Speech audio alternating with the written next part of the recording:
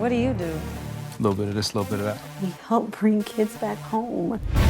You guys are heroes, but you're also partners in crime. Look at you, a little thug with a heart. Amazing, amazing. Life is so amazing. You and your sister, I need your help. My daughter is missing. We need to find her. If I help you, I'm gonna get my information by any means possible. Twins, they grew up in this fictional place called the Heights, and it's probably a rough place. If I'm thinking about the Heights, I'm thinking like, you know, inner city Cali, Compton mixed with a little bit of New York. Just think about like all the boroughs like, mixed together, right? And their sister got taken when they were children. She got taken into child sex trafficking, which is a real thing in real life. And their sister got taken, and the brother Eric, he's never been the same since. And the sister Erica, she actually like did something good with her life, and she's a doctor. Eric is not a doctor. He's a street doctor. He's a doctor in the streets. So they're on this path of like street justice, and they're two vigilantes, and yeah, so they're getting theirs by any means possible, and they're trying to stop this sex trafficking ring that's going on right where in their neighborhood where they're from, in their sister's name, and then they realize that she's intertwined in it. Like I don't want to give too much away. But, right. Okay, real good. What made you originally attracted to this role? Because I know Eric. I know different type of Erics.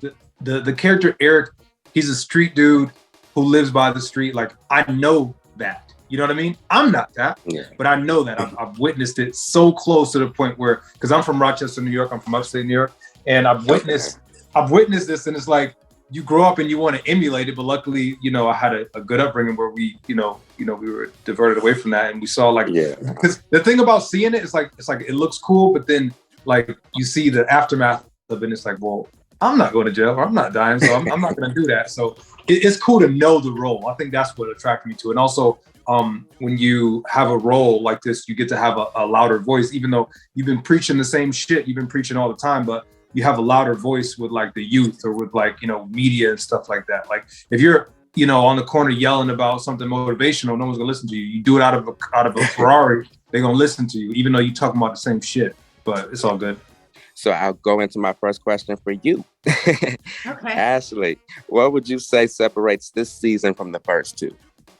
I think this season, we finally get to see a little evolution in Erica and Cintron's relationship in regards to her kind of being really secretive the first go around, the first two times. So I'm glad that we get to finally see maybe a little break in her allowing him to know a little bit of what's going on behind the scenes with her and Eric. Yeah. And I think you get to see a little more of the personal lives of the other characters. Going to start to create really well-rounded characters as we continue.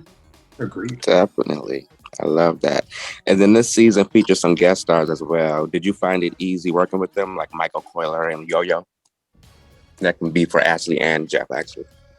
Sometimes we don't have scenes with them. That's I didn't have any scenes with them, but and tell them, Ash, when you don't have a scene with somebody, like that might be a day that you're not even at work. So right. Sometimes we shoot a lot, you know, a lot of my scenes are with Eric or with Cintron or, you know, somewhere in the hospital. So unfortunately, sometimes we don't even get to come in contact with the other guest stars. Okay. But Michael and Yo-Yo are veterans, and I'm sure that they very talented, and I know they both did it. Yeah. Oh yeah, I'm definitely looking forward to their appearances. And then talk about working with the cast you guys work with. I mean, everybody from Darren Henson to Faith Malante. How is it with that ensemble, working with that ensemble? I think it's great. I worked with Darren years ago on my first feature film called Frat Brothers, and we had a nice chuckle filming this show because it's like maybe 7 or 8 years later, and now I've grown as an actor, and he's always been a veteran, and so it was really great for him to see how much I've evolved in the craft. And so working with him in scenes more as a colleague than, you know, an understudy, so to speak, is really cool, and it's a lot of fun. Preparation, like everybody has their own way that they know their lines, their own delivery ways. And it's like the script might say one thing, you know, but like the set might look different, or somebody might, you know, put emphasis on another word, or they might like, you know, do a mannerism or something, and it makes you do something that you necessarily didn't plan on doing. So it's just cool to mesh everyone's art together. Yeah, that makes a lot of sense. And then, Jeff, you guys have the most popular series on All Black. What, if anything, would you like to say to the fans that make that happen? Thank you. It's not us, because we could put out whatever show, you know, because I think every show, every movie, every film, every commercial, there's work that goes into it. There's crews that go into it. So like there's undoubtedly work that goes into everything. But like if someone doesn't support it, or if they see it and then they kind of bat an eye at it and go, whatever, like it's all about the fans and like the people who support it, the people who are like, you know, going commenting on Amazon, like leaving reviews on there, ordering a DVD, like, you know, the support is definitely felt. And look, we're in season 3. Like we're doing something right. Yeah. Or I mean, everybody just loves looking at Ashley, you know. So I mean, that's another thing, you know.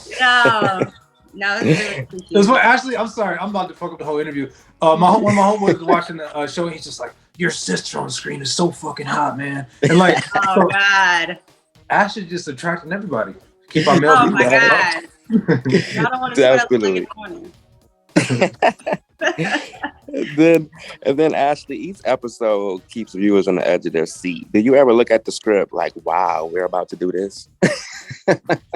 All the time.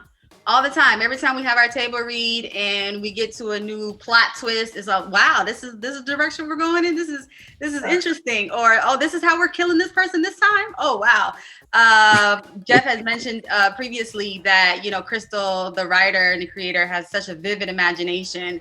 And so we're always surprised and excited to see where she takes us at every twist and turn. You never know. And it's not predictable. Nothing's predictable. Yeah, like exactly. If I had to say what would the character be doing if we were, you know, blessed enough to get a season 4, what would Eric be doing? What would Erica be doing? I have no clue. Mm-hmm. Right. Yeah, it's written really well. You might well. be on an airplane somewhere. Who knows? And then this is for both of you. Were there any challenging moments for you guys filming this season?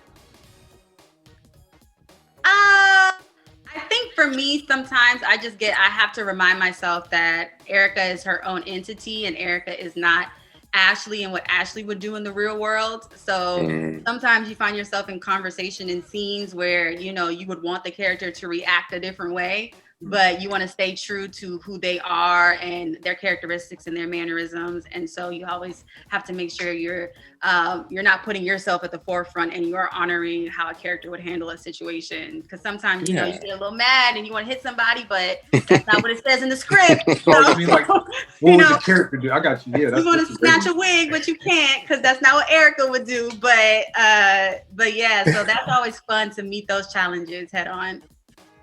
Okay. So if you're wearing any wigs in Los Angeles, watch out for Ashley Williams. Right, because in real life. And then you guys tell us why we need to be tuning in to Double Cross on All Black on every Thursday. Okay, 1, there's nothing like it. First of all, today is Thursday. 1, there's nothing like it.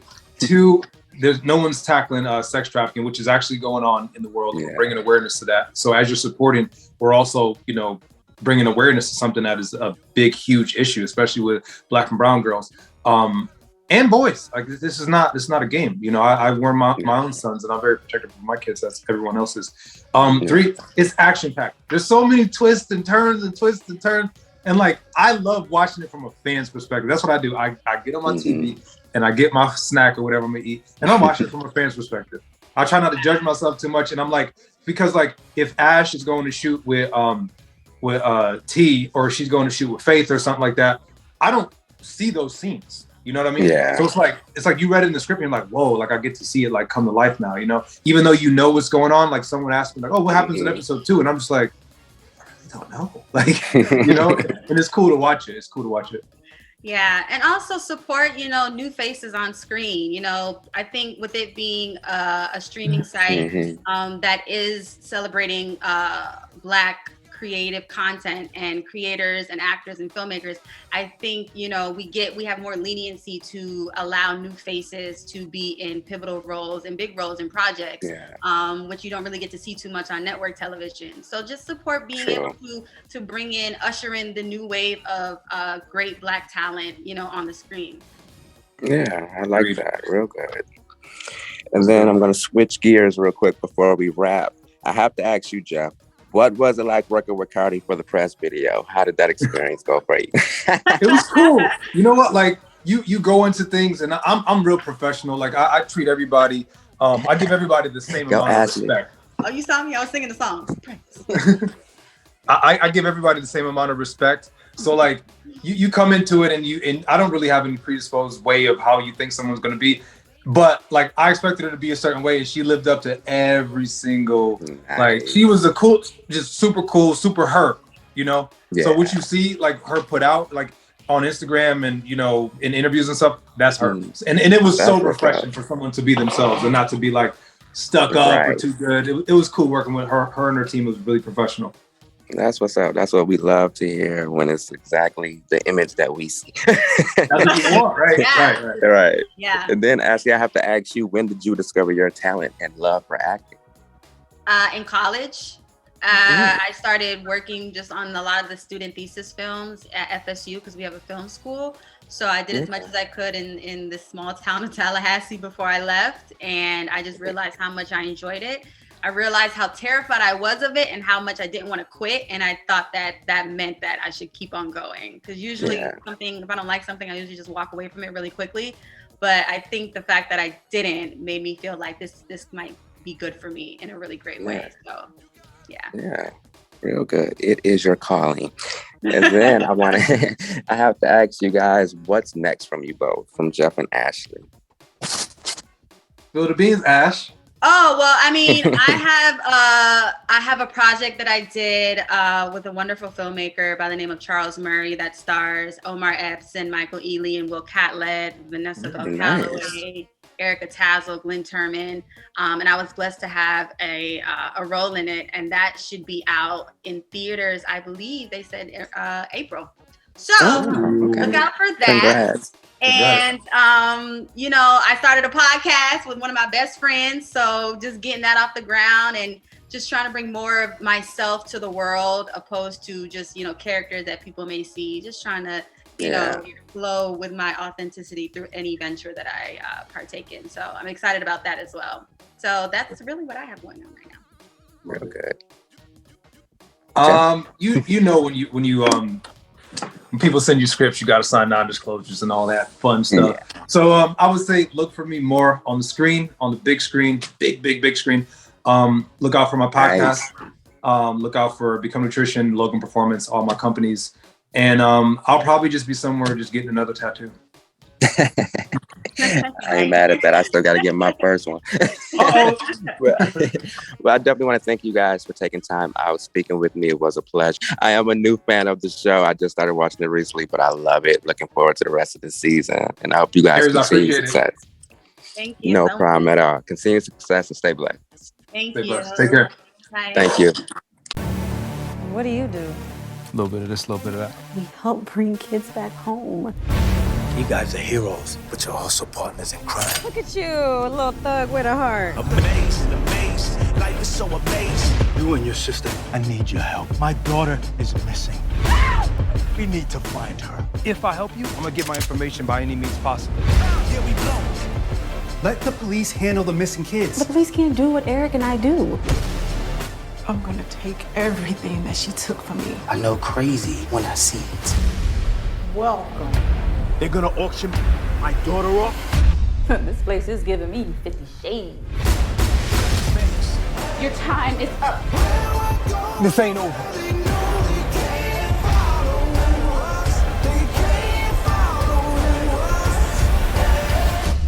Still doing the hero stuff. I never stopped.